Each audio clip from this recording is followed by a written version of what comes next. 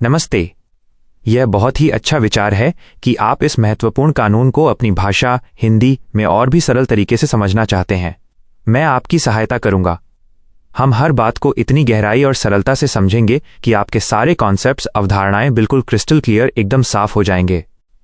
हम आपकी पूरी दी गई व्याख्या को पैराग्राफ के रूप में साफ और व्यवस्थित तरीके से समझेंगे। औद्योगिक रोजगार स्थायी आदेश अधिनियम 1946 परिचय।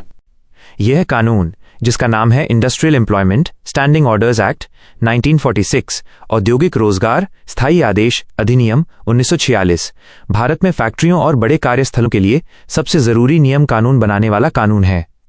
इसे 23 अप्रैल 1946 को लागू किया गया था और इसका एक्ट नंबर 20 ऑफ 1946 है, यानी ये 1946 में बना 20वां कानून था। इसे समय समय पर अपडेट किया गया है, जिसे अमेंडमेंट्स, संशोधन कहते हैं। आपने 1951, 1956, 1961, 1963, 1970 और 1982 के अमेंडमेंट्स का जिक्र किया है। इसका मतलब है कि ये कानून 1946 से लेकर अब तक जिंदा रहा है और जरूरतों के हिसाब से बदला गया है। कानून का मुख्य उद्देश्य, ऑब्जेक्ट। इस कानून का मुख्य पर्पस, मकसद क्या है? इसे एक कहानी से समझते हैं। पहले जब कोई मजदूर फैक्ट्री में काम शुरू करता था तो मालिक मौखिक रूप से सिर्फ बोलकर नियम बता देते थे और मालिक कभी भी नियम बदल सकते थे। इससे बहुत कंफ्यूजन, भ्रम होता था और मजदूरों के साथ अनफेयरनेस, अन्याय होता था। यह एक्ट, अधिनियम इसलिए बनाया गया ताकि एम्प्लॉयर्स, मालिकों को यह आवश्यक किया जा सके कि वे फॉर्मली, औपचारिक रूप से और विद सफिशिएंट प्रिसिजन, पूरी स्पष्टता के साथ कंडीशंस ऑफ एम्प्लॉयमेंट, रोजगार की शर्तें को डिफाइन, परिभाषित करें। कंडीशंस ऑफ एम्प्लॉयमेंट में काम के घंटे, छुट्टी के नियम, सैलरी, वेतन कब मिलेगी और किसी को नौकरी से कैसे निकाला जाएगा जैसी सभी बातें शामिल होती हैं।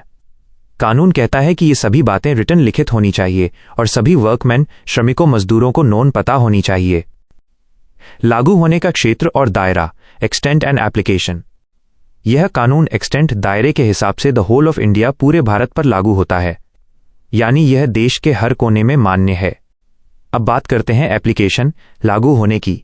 यह कानून हर उस इंडस्ट्रियल एस्टैब्लिशमेंट, औद्योगिक प्रतिष्ठान पर लागू होता है जहां 100 और मोर वर्कमैन, 100 या उससे ज्यादा मजदूर एम्प्लॉयड, नियोजित हैं या पिछले 12 मंथ्स, 12 महीनों में किसी भी दिन एम्प्लॉयड थे। सरल उदाहरण, मान लीजिए एक फैक्ट्री में अभी 80 मजदूर हैं, लेकिन पिछले साल दिवाली के समय 10 दिनों के लिए उन्होंने 110 मजदूरों को काम पर रखा था। चूंकि प्रीसीडिंग 12 मंथ्स, पिछले 12 महीनों में एक भी दिन मजदूरों की संख्या 100 से ज्यादा थी, इसलिए इस फैक्ट्री को यह कानून मानना ही पड़ेगा। ये नियम मालिक को चालाकी करने से रोकता है। सरकार की विशेष शक्ति, द प्रोवाइजो। यहां एक विशेष नियम आता है जिसे प्रोविजो परंतु कहते हैं, जो सरकार को फ्लेक्सिबिलिटी, लचीलापन देता है। Provided that the appropriate government may, after giving not less than 2 months' notice, apply the provisions of this act to any industrial establishment employing such number of persons less than 100. Appropriate government, समुचित सरकार, यानी राज्य सरकार या केंद्र सरकार के पास ये शक्ति, पावर है कि वो इस कानून को लेस देन 100, 100 से कम मजदूरों वाली फैक्ट्री पर भी लागू कर सकती है। उदाहरण, केंद्र सरकार की सीमा 100 है, लेकिन महाराष्ट्र या गुजरात की राज्य सरकारों ने इस प्रोविजो का उपयोग करके यह सीमा घटाकर 50 वर्कमैन, 50 मजदूर कर दी है। प्रक्रिया, प्रोसीजर, सरकार को यह नियम अचानक लागू नहीं करना होता। उन्हें पहले 2 मंथ्स नोटिस, 2 महीने का नोटिस देना होता है और इसे ऑफिशियल गजेट, सरकारी राजपत्र में नोटिफिकेशन, अधिसूचना के रूप में प्रकाशित करना होता है। यह ट्रांसपेरेंसी, पारदर्शिता सुनिश्चित करता है। इस कानून से छूट, द एक्सक्लूजन्स। आपके टेक्स्ट में सेक्शन 14 में यह कहा गया है, nothing in this act shall apply to. इस अधिनियम का कुछ भी लागू नहीं होगा। यहां एक्ट, अधिनियम उन कार्यस्थलों को एक्सक्लूड, छूट करता है जहां पहले से ही बेहतर या स्पेसिफिक विशेष रूल्स, नियम किसी दूसरे कानून के तहत बनाए गए हैं। उदाहरण, यदि किसी वर्कमैन, मजदूर को बहुत ही खास और विस्तृत स्पेशल कॉन्ट्रैक्ट, विशेष अनुबंध, समझौता के तहत काम पर रखा गया है जिसमें उसके रोजगार की सभी शर्तें पहले से ही साफ साफ लिखी हुई हैं, तो उस पर यह एक्ट लागू नहीं होता है। अदालत का फैसला और नियम की बाध्यता, जुडिशियल प्रेसिडेंट। कोर्ट, न्यायालय ने इस कानून के ऑब्जेक्ट, उद्देश्य को बिल्कुल स्पष्ट कर दिया है, जैसा कि आगरा इलेक्ट्रिक सप्लाई को LTD v अलाडिन जैसे मामलों में कहा गया है। यूनिफॉर्म स्टैंडिंग ऑर्डर्स, कानून का उद्देश्य है यूनिफॉर्म, एक समान नियम बनाना। बाइंडिंग नेचर, एक बार स्टैंडिंग ऑर्डर्स, स्थायी आदेश, सर्टिफाइड, प्रमाणित हो जाने के बाद वे फैक्ट्री का लॉ, कानून बन जाते हैं।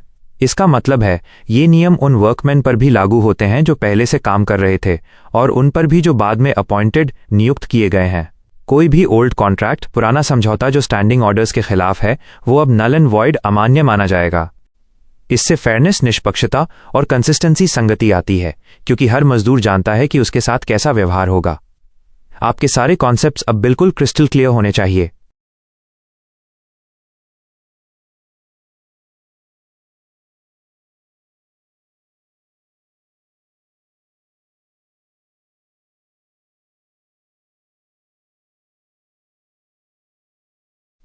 यह शानदार है। अब हम इस पूरी कानूनी व्याख्या को सबसे सरल हिंदी में समझेंगे, जैसे मैं आपका सबसे अच्छा शिक्षक हूं और आप एक छोटे बच्चे हैं। मैं कोशिश करूंगा कि आपकी कॉन्सेप्ट्स, अवधारणाएं बिल्कुल क्रिस्टल क्लियर, स्पष्ट हो जाएं। कानून की डिक्शनरी समझना, अंडरस्टैंडिंग द लॉज डिक्शनरी। यह पूरा सेक्शन, धारा, हमें यह बताता है कि इस एक्ट, अधिनियम में इस्तेमाल किए गए मुख्य शब्दों का क्या मतलब है। 2. Interpretation. In this act, unless there is anything repugnant in the subject or context.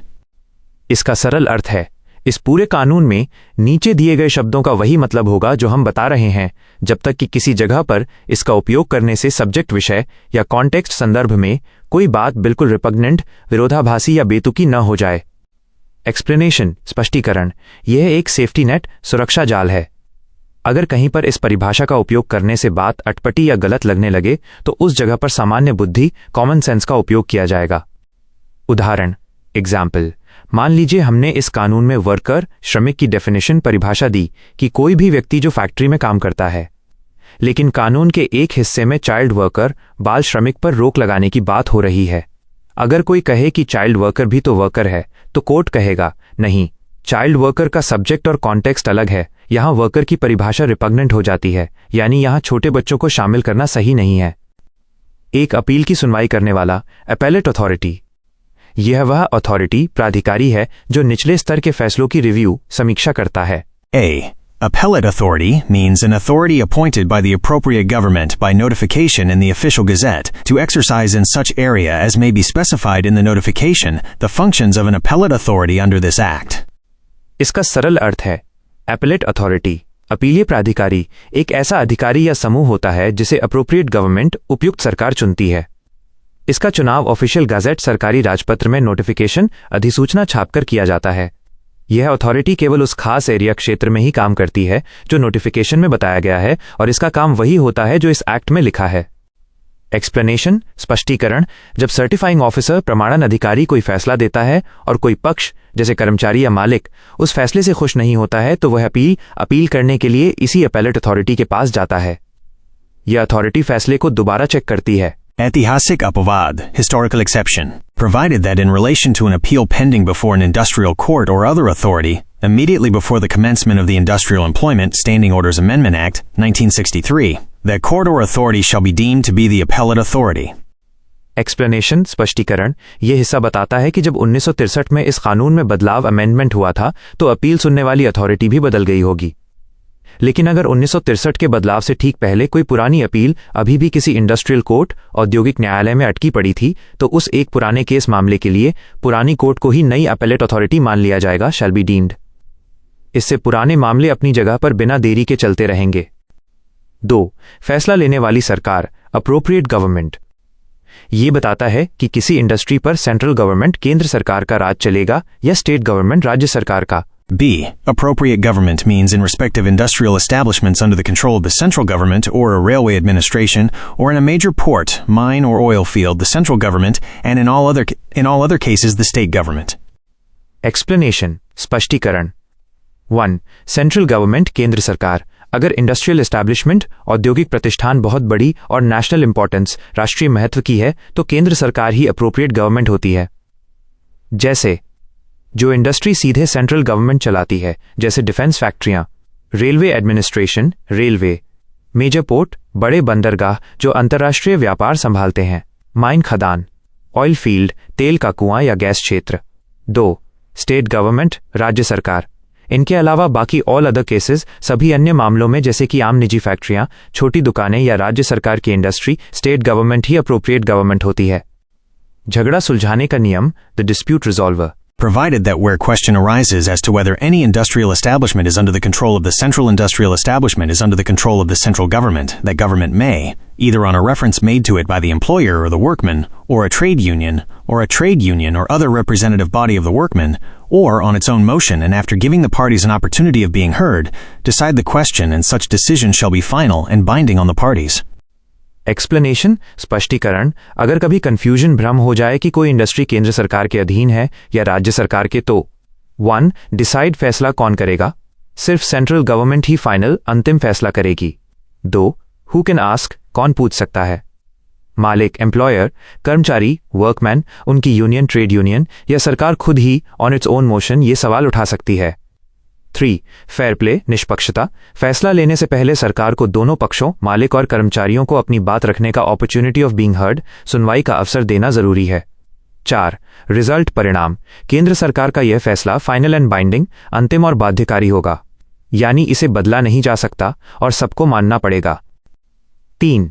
नियमों पर मुहर लगाने वाला सर्टिफाइंग ऑफिसर यह वो मुख्य अधिकारी है जो कंपनी के नियमों स्टैंडिंग ऑर्डर्स को जांचता है और उन पर ऑफिशियल सील सरकारी मुहर लगाता है। C. Certifying officer means a labor commissioner or a regional labor commissioner and includes any other officer appointed by the appropriate government by notification in the official gazette to perform all or any of the functions of a certifying officer under this act. Explanation स्पष्टीकरण आमतौर पर यह काम labour commissioner श्रमायुक्त या regional labour commissioner क्षेत्रीय श्रमायुक्त जैसे वरिष्ठ अधिकारियों का होता है। ये लेबर डिपार्टमेंट के स्पेशलिस्ट विशेषज्ञ होते हैं, लेकिन अप्रोप्रिएट गवर्नमेंट उपयुक्त सरकार जरूरत पड़ने पर किसी अदर ऑफिसर अन्य अधिकारी को भी ये काम करने के लिए अपॉइंट नियुक्त कर सकती है। यह अपॉइंटमेंट भी ऑफिशियल गजेट में नोटिफाई सूचित करना जरूरी है।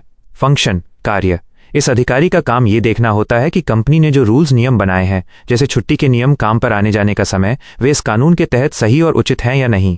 अगर सही हैं तो वो उन्हें सर्टिफाई प्रमाणित कर देता है। 4. जिम्मेदारी लेने वाला एम्प्लॉयर यह बताता है कि कानूनी रूप से कौन जिम्मेदार है। कानून को लागू करने के लिए किसी स्पेसिफिक पर्सन विशेष व्यक्ति का होना जरूरी है। D. Employer means the owner of an industrial establishment to which this act for the time being applies and includes.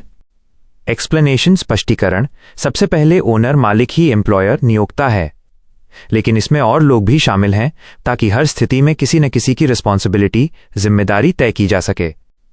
Of I factory में I. In a factory, any person named under clause F of subsection 1 of section 7 of the Factories Act 1948 as manager of the factory.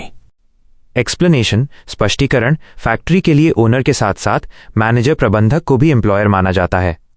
Factories act 1948 नामक दूसरे कानून के तहत manager का नाम officially आधिकारिक तौर पर दर्ज होता है। ऐसा इसलिए किया जाता है क्योंकि मालिक शायद दूर रहे, लेकिन मैनेजर ही वो व्यक्ति है जो रोज फैक्ट्री चलाता है और डिसिप्लिन, अनुशासन और ऑपरेशन संचालन संभालता है। अगर नियम टूटते हैं तो मैनेजर को अकाउंटेबल जवाबदेह ठहराया जा सकता है। आई सरकारी जगहों पर 2. In any industrial establishment under the control of any department of any government in India, the authority appointed by such government in this behalf, or where no authority is so appointed, the head of the department. Explanation स्पष्टीकरण अगर कोई industry सीधे किसी सरकारी department विभाग द्वारा चलाई जा रही है जैसे सरकारी प्रेस या वर्कशॉप। 1. अपॉइंटेड अथॉरिटी सरकार अक्सर किसी स्पेसिफिक ऑफिसर विशेष अधिकारी को एम्प्लॉयर के रूप में नामित कर देती है। 2. हेड ऑफ द डिपार्टमेंट अगर कोई नाम नहीं दिया गया है तो उस पूरे विभाग का जो सीनियर मोस्ट सबसे वरिष्ठ अधिकारी यानी हेड ऑफ द डिपार्टमेंट विभाग का प्रमुख होता है उसे ही एम्प्लॉयर माना जाता है। आई बाकी सब जगह 2. In any other industrial establishment, any person responsible to the owner for the supervision and control of the industrial establishment. Explanation स्पष्टीकरण जो इंडस्ट्री ऊपर की दोनों लिस्ट में नहीं आती जैसे बड़ी प्राइवेट कंस्ट्रक्शन कंपनी या लॉजिस्टिक्स गोदाम। यहां एम्प्लॉयर वो व्यक्ति है जो ओनर के लिए काम करता है और उसके बदले में उस इंडस्ट्री का सुपरविजन एंड कंट्रोल पर्यवेक्षण और नियंत्रण करता है। यह व्यक्ति जनरल मैनेजर, महाप्रबंधक, सीईओ या साइट सुपरवाइजर हो सकता है, यानी वो व्यक्ति जिसके पास वास्तव में कर्मचारियों को संभालने और फैसला लेने की शक्ति अथॉरिटी है। अब आपके कॉन्सेप्ट्स बिल्कुल क्रिस्टल क्लियर हो गए होंगे। क्या आप अब इस एक्ट के अगले सेक्शन के बारे में जानना चाहेंगे या क्या आप स्टैंडिंग ऑर्डर्स क्या होती हैं इस पर अधिक जानकारी चाहते हैं?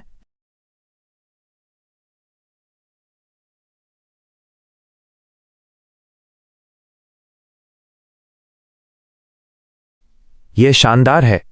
अब हम इस पूरी कानूनी जानकारी को सबसे आसान हिंदी भाषा में समझेंगे, जैसे मैं आपको एक कहानी सुना रहा हूं।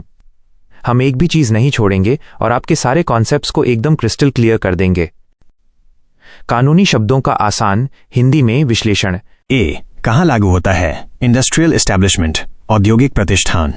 यह सेक्शन हमें बताता है कि यह कानून कहाँ लागू होगा।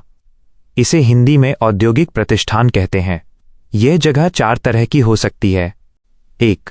पेमेंट ऑफ वेजेस एक्ट 1936 से जुड़ाव। सरल अर्थ, सबसे पहले कोई भी जगह जो पेमेंट ऑफ वेजेस एक्ट 1936 पैसे देने, तनख्वाह देने का कानून के दायरे में आती है, वो यहां भी औद्योगिक प्रतिष्ठान मानी जाएगी। गहराई से समझें, यह सुनिश्चित करता है कि माइंस, खदानें, प्लांटेशंस, बागान जैसे चाय के और बड़ी ट्रांसपोर्ट परिवहन कंपनियां जो पहले से ही मजदूरों को सही समय पर तनख्वाह देने के लिए जिम्मेदार हैं, उन्हें स्टैंडिंग ऑर्डर्स, कार्य के लिखित नियम भी बनाने पड़ेंगे। उदाहरण, अगर एक बड़ी टी एस्टेट, चाय का बागान पेमेंट ऑफ वेजेस एक्ट के तहत आता है, तो उसे मजदूरों के लिए नियम जैसे छुट्टी के नियम, काम पर आने जाने का समय लिखित में रखने होंगे। 2. फैक्ट्रीज एक्ट 1948 के तहत फैक्ट्री, कारखाना। सरल अर्थ, दूसरा, कोई भी फैक्ट्री, कारखाना जो फैक्ट्रीज एक्ट 1948 कारखानों का कानून के अनुसार डिफाइन परिभाषित की गई है, वो भी इसमें शामिल है। गहराई से समझें, यह कानून बताता है कि पावर, बिजली का इस्तेमाल करने वाले 10 या उससे अधिक लोग या बिना पावर के 20 या उससे अधिक लोग जहां कोई सामान बना रहे हैं, वो फैक्ट्री कहलाती है। इतनी बड़ी जगह पर काम करने वाले मजदूरों के लिए नियम होने ही चाहिए ताकि उनकी सेफ्टी, सुरक्षा और वेलफेयर, कल्याण के साथ साथ उनके काम के नियम भी साफ रहें। उदाहरण, मारुति सुजुकी की कार बनाने वाली फैक्ट्री एक औद्योगिक प्रतिष्ठान है, इसलिए वहां के नियम, स्टैंडिंग ऑर्डर्स पूरी तरह से लिखित और सबके सामने होने चाहिए। 3. इंडियन रेलवे एक्ट 1890 के तहत रेलवे। सरल अर्थ, तीसरा, पूरा रेलवे सिस्टम, रेलवे व्यवस्था इस कानून के तहत आता है।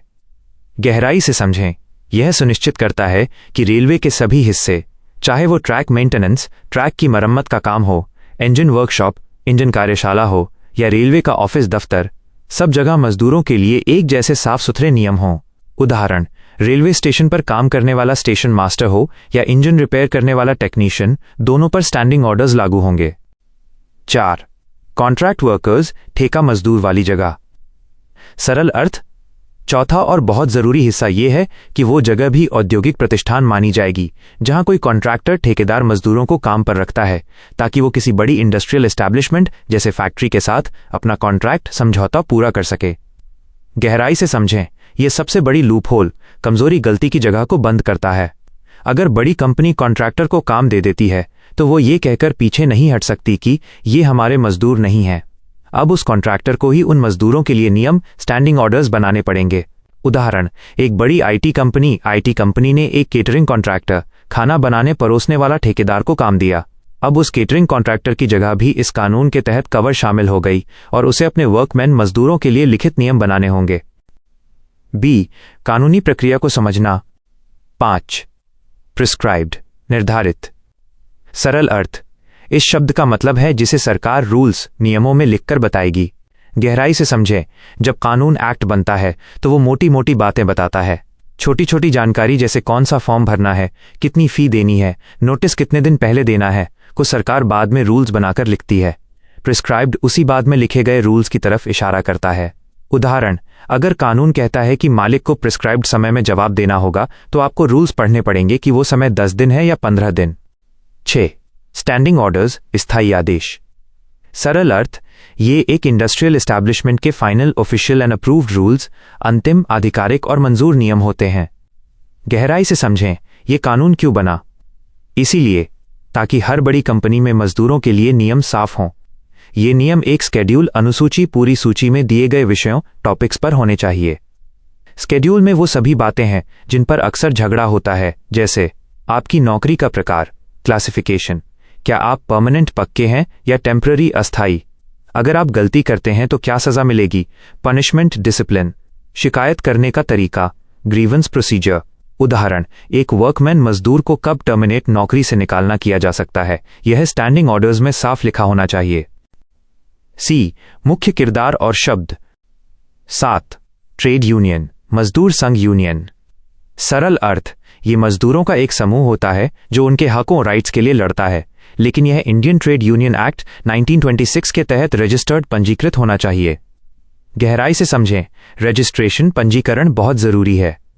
बिना रजिस्टर्ड हुए वो समूह कानूनी तौर पर मजदूरों का प्रतिनिधित्व रिप्रेजेंट नहीं कर सकता। इस कानून के तहत स्टैंडिंग ऑर्डर्स को बनाने या बदलने से पहले मालिक को इसी रजिस्टर्ड ट्रेड यूनियन से बात करनी पड़ती है। यह सुनिश्चित करता है कि मजदूरों का पक्ष एक मजबूत, जिम्मेदार और कानूनी संगठन ही रखे। 8. वेजेस, तनख्वाह और वर्कमैन, मजदूर। सरल अर्थ, इन दोनों सबसे जरूरी शब्दों को हमने इंडस्ट्रियल डिस्प्यूट्स एक्ट 1947, झगड़ों को सुलझाने वाला कानून से कॉपी पेस्ट कर लिया है। गहराई से समझें, ऐसा क्यों किया? ताकि पूरे देश में कानूनी शब्दों का मतलब एक ही रहे, यूनिफॉर्मिटी। अगर दो कानूनों में एक ही शब्द का मतलब अलग अलग होगा तो कोर्ट्स, अदालतों में बहुत कंफ्यूजन, भ्रम हो जाएगा। वेजेस, इसमें सिर्फ आपकी पक्की तनख्वाह, बेसिक पे और डियरनेस अलाउंस जैसे भत्ते आती है, बोनस या सफर खर्च जैसी चीजें नहीं।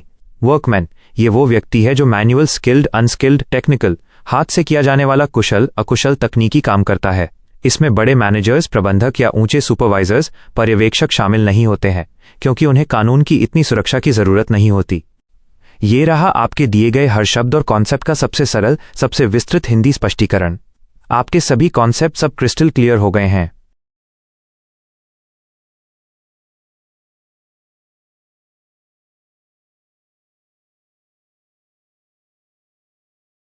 क्षमा करें, ऐसा लगता है कि आपने पिछले खंड की तरह ही एक बार फिर से मेरे पिछले हिंदी स्पष्टीकरण का विस्तृत अनुवाद मांगा है। चूंकि मैंने अभी आपको हिंदी में बहुत विस्तार से समझाया है, मैं उसी जानकारी को एक बार फिर से व्यवस्थित कर रहा हूं। इस बार इसे और भी अधिक सरल हिंदी भाषा में और भी अधिक गहराई से समझाकर, ताकि आपके कॉन्सेप्ट्स, अवधारणाएं पूरी तरह से क्रिस्टल क्लियर, एकदम स्पष्ट हो जाएं। नियम बनाने की प्रक्रिया का सरलीकरण, simplification of the rule making process. यह हिस्सा हमें बताता है कि किसी भी इंडस्ट्रियल एस्टैब्लिशमेंट, औद्योगिक प्रतिष्ठान के एम्प्लॉयर मालिक को अपने यहां काम करने वाले वर्कमैन, श्रमिकों, मजदूरों के लिए ऑफिशियल रूल्स, आधिकारिक नियम कैसे बनाने होते हैं। 1. जिम्मेदारी और समय की पाबंदी, रिस्पॉन्सिबिलिटी एंड टाइम लिमिट। मालिक को नियम जमा करने के लिए एक समय सीमा दी जाती है। समय सीमा, डेडलाइन। मालिक को यह काम 6 मंथ्स, 6 महीने के अंदर करना होता है। यह गिनती उस दिन से शुरू होती है जिस दिन यह कानून उनकी कंपनी पर लागू होता है, यानी जब उनकी कंपनी पर्याप्त संख्या में वर्कमैन को काम पर रखना शुरू कर देती है। सोचिए, जैसे स्कूल में आपको होमवर्क, गृह कार्य पूरा करने के लिए एक निश्चित समय मिलता है, मालिक को भी नियम बनाने के लिए 6 मंथ्स का समय मिलता है। किसको जमा करें? ये नियम किसी भी आम आदमी को नहीं, बल्कि एक विशेष सरकारी अधिकारी को दिए जाते हैं, जिसका नाम है सर्टिफाइंग ऑफिसर, प्रमाणन अधिकारी। कितनी प्रतियां, कॉपीज? मालिक को नियमों की 5 नकलें, 5 कॉपीज जमा करनी होती हैं। क्यों? क्योंकि सर्टिफाइंग ऑफिसर एक कॉपी अपने पास रखते हैं, एक ट्रेड यूनियन, मजदूर संघ को भेजते हैं और बाकी प्रतियां अन्य जरूरी कामों के लिए रखते हैं। क्या जमा करें? वे नियमों का ड्राफ्ट, कच्चा मसौदा जमा करते हैं। यह उनकी तरफ से प्रपोजल, प्रस्ताव होता है। 2. नियमों में क्या क्या होना चाहिए? What should the rules contain? मालिक अपनी मर्जी से कुछ भी लिखकर जमा नहीं कर सकता। नियमों में कुछ खास बातें होनी जरूरी हैं। पूरा सिलेबस कवर करना है। मालिक को हर उस बात पर नियम बनाना जरूरी है जो कानून की स्केड्यूल, अनुसूची यानी विषय सूची में लिखी है। स्केड्यूल में वर्कमैन और मालिक के बीच की सभी जरूरी बातें लिखी हैं, जैसे छुट्टी के नियम, लीव रूल्स, काम पर आने जाने का समय, वर्किंग आवर्स, गलती करने पर सजा क्या होगी, पनिशमेंट, मिसकॉन्डक्ट, नमूना नियम, मॉडल रूल्स का पालन। सरकार ने पहले से ही कुछ सिंपल फेयर रूल्स, सरल निष्पक्ष नियम बनाकर रखे हैं, जिन्हें मॉडल स्टैंडिंग ऑर्डर्स कहते हैं। मालिक को कोशिश करनी चाहिए कि उसके नियम मॉडल रूल्स से मिलते जुलते हों। यह यूनिफॉर्मिटी, समानता के लिए है। अगर सभी फैक्ट्री के नियम अलग अलग होंगे तो बहुत कंफ्यूजन, भ्रम होगा। मालिक बदलाव तभी कर सकता है जब उसके काम का तरीका बहुत अलग हो, प्रैक्टिकेबल हो। 3. अतिरिक्त जानकारी का विवरण, डिटेल्स ऑफ एडिशनल इंफॉर्मेशन। नियमों के मसौदे, ड्राफ्ट के साथ एक स्टेटमेंट, विवरण पत्र देना भी मैंडेटरी, अनिवार्य होता है। क्या देना है? यह स्टेटमेंट उस जगह काम करने वाले सभी वर्कमैन की जानकारी देती है। इसे प्रिस्क्राइब्ड पार्टिकुलर्स, निर्धारित विवरण कहते हैं। उदाहरण के लिए, कितने मजदूर परमानेंट पक्के हैं, कितने टेम्पररी, अस्थायी, और कुल कितने मजदूर हैं। यूनियन का नाम, सबसे ज़रूरी बात यह है कि इस स्टेटमेंट में ट्रेड यूनियन मजदूर संघ का नाम भी लिखना होता है अगर वर्कमैन किसी यूनियन से जुड़े हैं। क्यों? क्योंकि सर्टिफाइंग ऑफिसर को पता होना चाहिए कि मजदूरों का प्रतिनिधि कौन है, ताकि वो उन्हें ड्राफ्ट रूल्स दिखाकर उनकी राय जान सके। 4. मिलकर नियम बनाने का विकल्प, the option for joint submission. यह एक खास सुविधा है जो कुछ कंपनियों को दी जाती है। कौन कर सकता है? कई सारे एम्प्लॉयर्स का एक समूह, एक ग्रुप ऑफ एम्प्लॉयर्स। शर्त, कंडीशन, यह सुविधा केवल तभी मिलती है जब उनकी इंडस्ट्रियल एस्टैब्लिशमेंट काम की जगहें सिमिलर, एक जैसी हों। उदाहरण, अगर शहर में 5 राइस मिल्स चावल की मिलें हैं तो पांचों के मालिक मिलकर एक ही नियम बना सकते हैं, लेकिन एक राइस मिल और एक हॉस्पिटल, अस्पताल मिलकर नियम नहीं बना सकते। शर्तें, कंडीशंस, समूह में नियम जमा करने से पहले उन्हें सरकार द्वारा बनाए गए खास नियमों, प्रिस्क्राइब्ड कंडीशंस का पालन करना होता है। फायदा, इससे सभी को आसानी होती है और एक ही तरह की कंपनियों के लिए नियम भी एक जैसे, कंसिस्टेंट बने रहते हैं।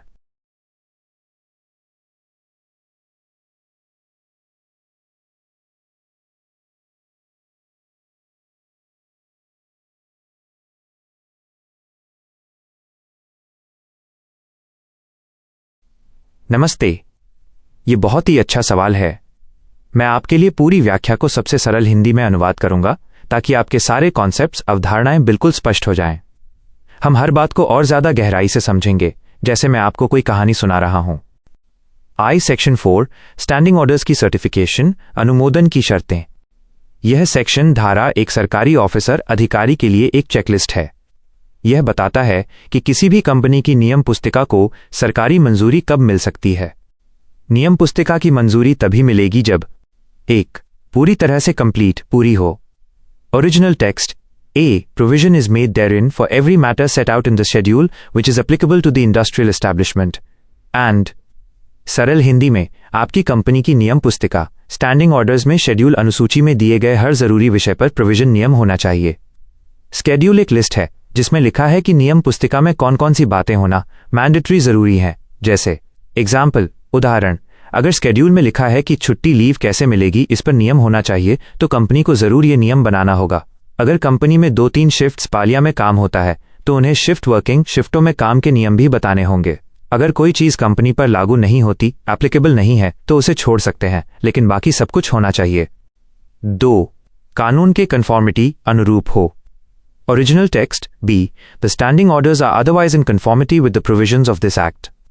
सरल हिंदी में, नियम पुस्तिका, स्टैंडिंग ऑर्डर्स, इस पूरे एक्ट, अधिनियम, कानून की किसी भी दूसरी बात को तोड़नी या उसके खिलाफ नहीं होनी चाहिए। यानी यह एक्ट कहता है कि कंपनी के नियम लॉफुल, कानूनी होने चाहिए। एग्जाम्पल, उदाहरण, अगर एक्ट कहता है कि किसी परमानेंट, स्थायी कर्मचारी को निकालने से पहले 30 दिन का नोटिस, सूचना देना जरूरी है, तो स्टैंडिंग ऑर्डर्स ये नहीं लिख सकती कि हम सिर्फ 5 दिन का नोटिस देंगे। हमेशा एक्ट की बात ही माननी पड़ेगी। 3. फेयरनेस, निष्पक्षता और रीजनेबलनेस, तर्कसंगतता की गारंटी, सबसे बड़ी बात। Original text, and its 17 shall be the function of the certifying officer or appellate authority to adjudicate upon the fairness or reasonableness of the provisions of any standing orders. सरल हिंदी में, certifying officer, अनुमोदन अधिकारी या उससे बड़े appellate authority, अपीलीय प्राधिकरण का काम, फंक्शन केवल चेकलिस्ट जांचने का नहीं है। उनका सबसे जरूरी काम यह तय करना, एडजुडिकेट है कि ये नियम फेयर, निष्पक्ष और रीजनेबल, समझदारी भरे हैं या नहीं। एग्जाम्पल, उदाहरण, अगर कंपनी नियम बनाती है, कोई भी कर्मचारी अगर साल में एक बार भी बीमार पड़ा और उसने 1 दिन की छुट्टी ली तो उसकी पूरे साल की सैलरी, वेतन कट जाएगी। यह नियम लीगल, कानूनी होते हुए भी सर्टिफाइंग ऑफिसर को लगेगा कि यह बहुत अनफेयर, अन्यायपूर्ण और अनरीजनेबल, अतर्कसंगत है। इसलिए ऑफिसर इस नियम को बदलने का ऑर्डर, आदेश दे सकता है। यह प्रोविजन, प्रावधान, कर्मचारियों की सबसे बड़ी सुरक्षा है। 2. सेक्शन 5, सर्टिफिकेशन, अनुमोदन की प्रक्रिया। यह सेक्शन बताता है कि नियम पुस्तिका को मंजूरी देने के लिए सर्टिफाइंग ऑफिसर को क्या क्या स्टेप्स, कदम उठाने पड़ते हैं। यह एक सिस्टमैटिक, व्यवस्थित प्रक्रिया है। 1. स्टेप 1, ड्राफ्ट प्रारूप को शेयर साझा करना और आपत्ति मांगना। Original text, simplified 1. On receipt of the draft under Section 3, the certifying officer shall forward a copy thereof to the trade union, or where there is no such trade union, to the workman, together with a notice requiring objections to be submitted to him within 15 days from the receipt of the notice. सरल हिंदी में, जैसे ही certifying officer को employer मालिक से draft प्रस्तावित नियम पुस्तिका मिलती है, उन्हें इमीडिएटली तुरंत उसकी एक कॉपी प्रति कर्मचारियों के रिप्रेजेंटेटिव्स प्रतिनिधियों को भेजनी होती है। किसे भेजेंगे? सबसे पहले ट्रेड यूनियन कर्मचारी संघ को। अगर कोई यूनियन नहीं है तो सीधे सभी वर्कमैन कर्मचारियों को भेजेंगे। साथ में एक नोटिस सूचना पत्र भी भेजते हैं।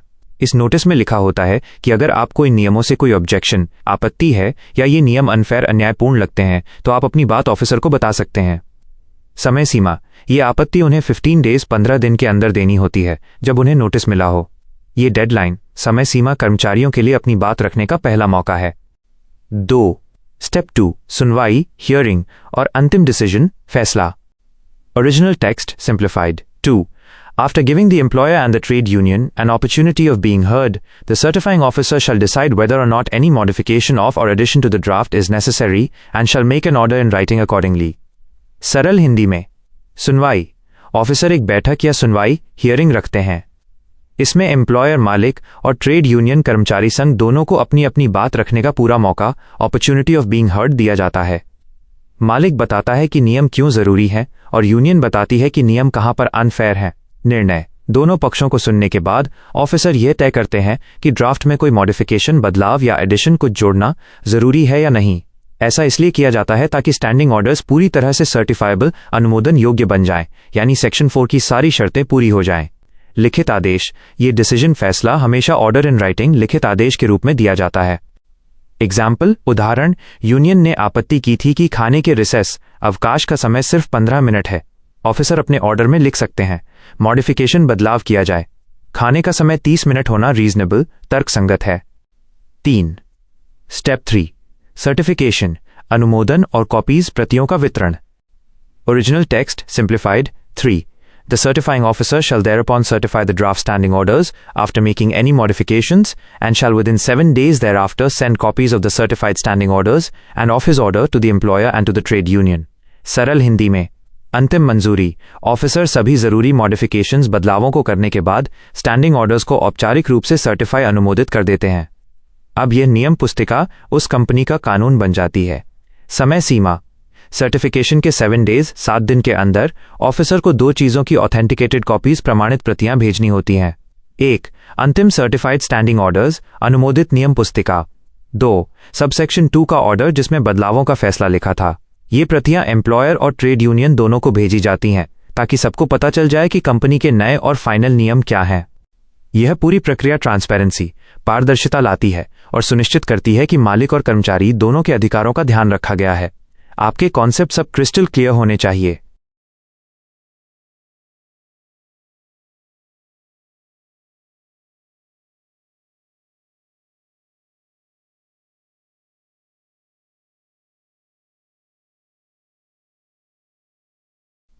नमस्ते, मैं आपको ये कानूनी जानकारी बहुत ही सरल और आसान हिंदी भाषा में समझाता हूं, जैसे आप एक छोटे बच्चे हैं और सब कुछ सीखना चाहते हैं। यह नियम कर्मचारियों, वर्कर्स और मालिकों एम्प्लॉयर्स के लिए बहुत जरूरी हैं ताकि काम की जगह पर सब कुछ साफ और सही हो। 1. शिकायत करने का अधिकार सेक्शन 6 अपील्स। मान लीजिए कि आपकी फैक्ट्री या ऑफिस के लिए एक नियम किताब स्टैंडिंग ऑर्डर्स बनी है और उसे एक अधिकारी सर्टिफाइंग ऑफिसर ने पहली बार मंजूरी दे दी है, लेकिन कुछ लोगों को लगता है कि ये नियम ठीक नहीं है। तो ये सेक्शन बताता है कि वे क्या कर सकते हैं। कौन कर सकता है शिकायत? Who can appeal? एम्प्लॉयर मालिक, फैक्ट्री कंपनी का मालिक जिसे लगता है कि नियम उसके बिजनेस के लिए बहुत सख्त टू स्ट्रिक्ट हैं। वर्कमैन कर्मचारी मजदूर, काम करने वाले लोग जिन्हें लगता है कि नियम उनके लिए अग्रीव्ड यानी अन्यायपूर्ण या गलत हैं, जैसे छुट्टी या काम के घंटों के नियम। ट्रेड यूनियन कर्मचारियों का समूह जो उनकी तरफ से शिकायत करता है। अदर प्रिस्क्राइब्ड रिप्रेजेंटेटिव्स अन्य प्रतिनिधि, कोई और व्यक्ति या समूह जिसे कानूनी तौर पर कर्मचारियों की ओर से बोलने का अधिकार मिला हो। सीधा मतलब मालिक, कर्मचारी या उनकी यूनियन कोई भी शिकायत कर सकता है अगर उन्हें सर्टिफाइंग ऑफिसर के पहले ऑर्डर आदेश से कोई दिक्कत हो।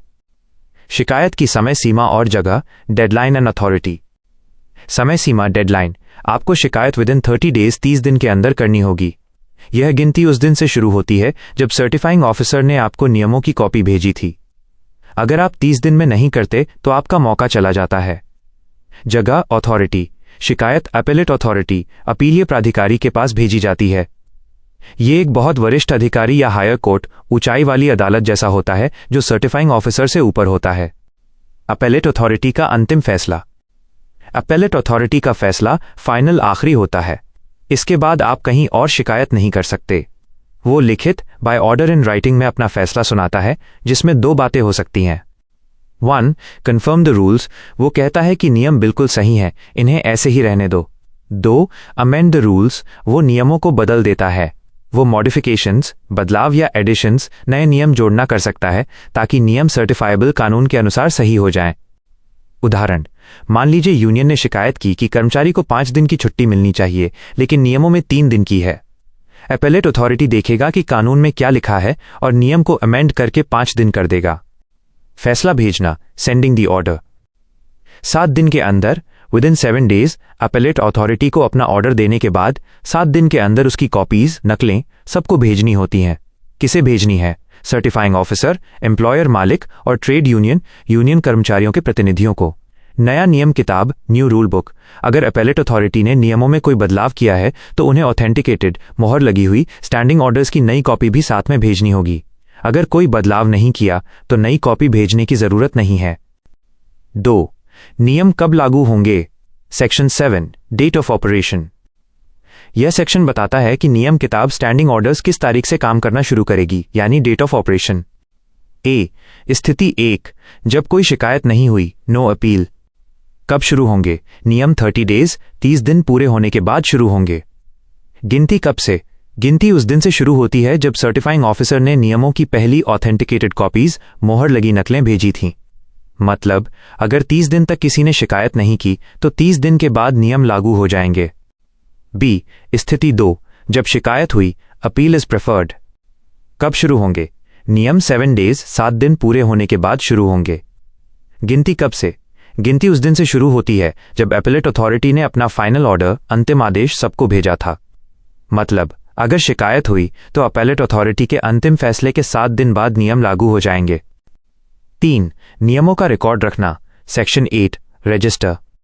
यह सेक्शन सुनिश्चित करता है कि नियमों की एक पक्की और हमेशा रहने वाली कॉपी सुरक्षित रखी जाए। रजिस्टर सर्टिफाइंग ऑफिसर को नियमों की फाइनली सर्टिफाइड, अंतिम रूप से मंजूर कॉपी को एक खास किताब, register in the prescribed form में फाइल दर्ज करना होता है। ये रजिस्टर हमेशा के लिए रखा जाता है। कॉपी कौन ले सकता है? सर्टिफाइंग ऑफिसर को नियमों की एक कॉपी किसी भी व्यक्ति को देनी होती है जो उसे मांगता है। प्रिस्क्राइब्ड फी, इसके लिए आपको एक छोटा सा फी शुल्क देना पड़ सकता है जो सरकार तय करती है। ये फीस प्रिंटिंग आदि के लिए ली जाती है। 4. नियमों को दिखाना। Section 9, posting. नियम अगर किसी को पता ही ना हो तो उनका कोई फायदा नहीं। यह सेक्शन कहता है कि नियम सबको दिखने चाहिए। मालिक की जिम्मेदारी, एम्प्लॉयर्स ड्यूटी। प्रोमिनेंटली पोस्टेड, मालिक को नियमों को प्रोमिनेंटली पोस्टेड, बहुत ही साफ साफ आसानी से दिखने वाली जगह पर लगाना होता है। कहाँ लगाना है? स्पेशल बोर्ड्स, खास तरह के बोर्ड्स, नोटिस बोर्ड पर। नियर द एंट्रेंस, फैक्ट्री या ऑफिस के मेन एंट्रेंस, मुख्य गेट के पास, जहां ज्यादातर कर्मचारी आते जाते हैं। इन ऑल डिपार्टमेंट्स, और फैक्ट्री के सभी हिस्सों, डिपार्टमेंट्स में जहां कर्मचारी काम करते हैं। भाषा, लैंग्वेज, यह सबसे जरूरी है। नियम 2 भाषाओं में होने चाहिए। इंग्लिश, अंग्रेजी, कानूनी रिकॉर्ड के लिए। The language understood by the majority of his workman, कर्मचारियों की बहुमत ज्यादातर द्वारा समझी जाने वाली भाषा में भी, जैसे हिंदी, मराठी, बंगाली आदि। उदाहरण, अगर एक फैक्ट्री में 90% मजदूर तमिल बोलते हैं तो मालिक को नियम इंग्लिश और तमिल दोनों में नोटिस बोर्ड पर लगाने होंगे ताकि हर कोई उन्हें पढ़ सके। मुझे पूरी उम्मीद है कि अब आपके सारे कॉन्सेप्ट्स, सिद्धांत एकदम क्रिस्टल क्लियर, शीशे की तरह साफ हो गए होंगे। यह नियम किताब आपके और आपके अधिकारों के लिए बहुत महत्वपूर्ण है। क्या आप किसी और कानूनी जानकारी के बारे में जानना चाहेंगे?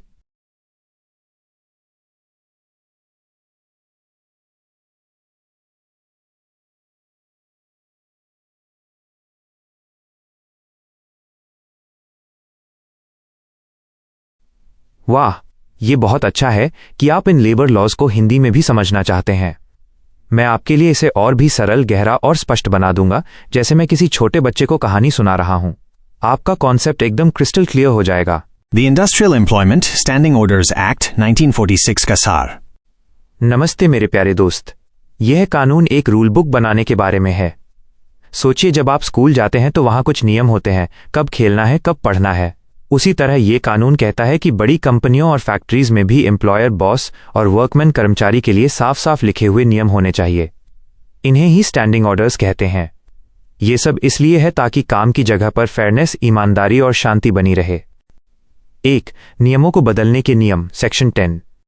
ये हिस्सा बताता है कि एक बार नियम बन गए तो वे कितनी देर तक नहीं बदल सकते और उन्हें कैसे बदला जा सकता है। 6 महीने की पाबंदी, सब सेक्शन 1। नियम की स्थिरता, स्टेबिलिटी। एक बार जब स्टैंडिंग ऑर्डर्स को सर्टिफाइंग ऑफिसर, सरकार का वो अधिकारी जो नियमों को अप्रूव करता है, फाइनली सर्टिफाइड कर देता है यानी पक्की मोहर लगा देता है, तो उन्हें मॉडिफिकेशन बदलना नहीं किया जा सकता। कितने समय तक? ये मॉडिफिकेशन तब तक नहीं हो सकता जब तक 6 मंथ्स 6 महीने पूरे न हो जाएं। यह 6 महीने की गिनती उस दिन से शुरू होती है जिस दिन वे नियम या पिछली बार किए गए बदलाव, लास्ट मॉडिफिकेशंस लागू, केम इनटू ऑपरेशन हुए थे।